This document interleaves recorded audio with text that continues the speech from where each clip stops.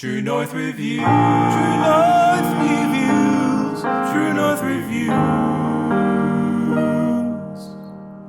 Hey there, welcome to True North Reviews. My name is Ryan, and today we are discussing the Lana Del Rey record, Blue Banisters. This is the latest full-length project from American singer-songwriter Lana Del Rey, actually her second full-length project to drop in 2021, following up Chemtrails Over the Country Club. On that album, Lana did not fail to impress, as much as I would say Norman Rockwell is the superior release. She again provided a solid collection of tracks diving even further into folk and country-rooted Americana. Where she picks up on Blue Banisters, it quite literally becomes textbook on the song of the same name. On the opening track, Lana Del Rey reaches into her falsetto vocal range, which is hit with ease at this point. It's no surprise. What is somewhat surprising, though, is textbook's pretty tune, which is complemented by howling backup vocals and crashes of ocean waves. Moving along, the track Arcadia is another beautiful song here. It's a piano ballad of the Baroque pop variety. Note the subtle inclusion of strings that bolster the emotion and passion on this track. Along with its melancholic vibe, the vocal performance from Lana on Arcadia is chilling. It makes the hair on the back of my neck stand. Unfortunately, the remainder of the album, in my opinion,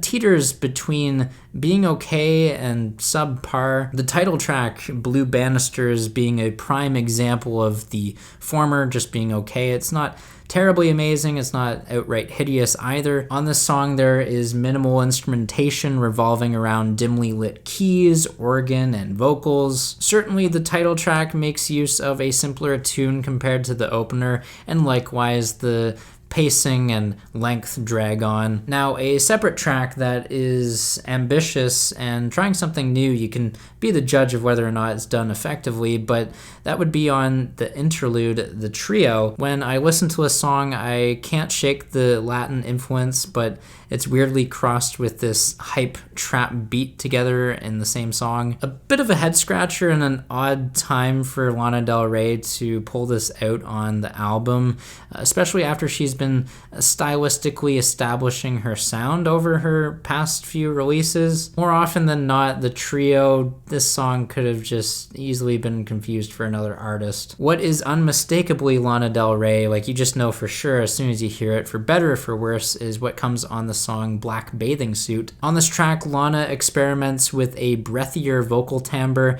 now not as quite extreme as what we heard on White Dress from her previous album release, but it's noticeable enough to the average listener that they could draw that comparison. Now, Lana eventually drops down to a lower vocal register in the chorus before sprinkling in some fervent and panicked vocals in the bridge, some even having some trippier rhythms and time signatures to them. Moving on, another song that will surely have listeners drawing comparisons to Lana Del Rey's older work is If You Lie Down With Me. This track features muted horns, which are like a blast from the past, like even going further back into the 1950s and that type of music with jazz. If you're a big fan of Lana Del Rey, though, I'm sure you've already noticed the interpolation of past Lana songs like I Talk to Jesus and American. Beyond that, Blue Banisters as an album, it's pretty run-of-the-mill for Lana's standards. Tunes like Beautiful and Violets for Roses are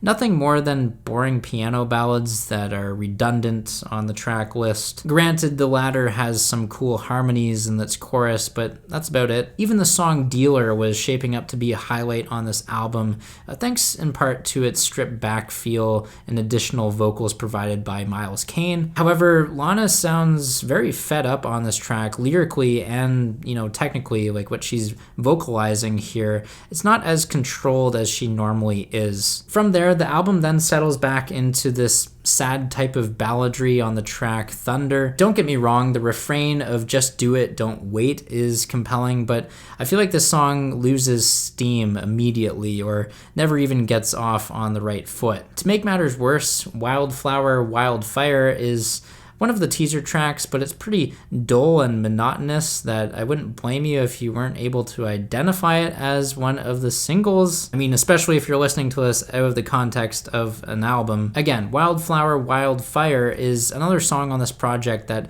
is pretty forgettable until the chorus rolls around, and there's a melody there that's pretty catchy like most other songs, but time and time again, the verses are easily the weakest link of the equation. Skipping ahead to the penultimate track, Cherry Blossom, compare this to Casey Musgrave's song of the same name earlier this year.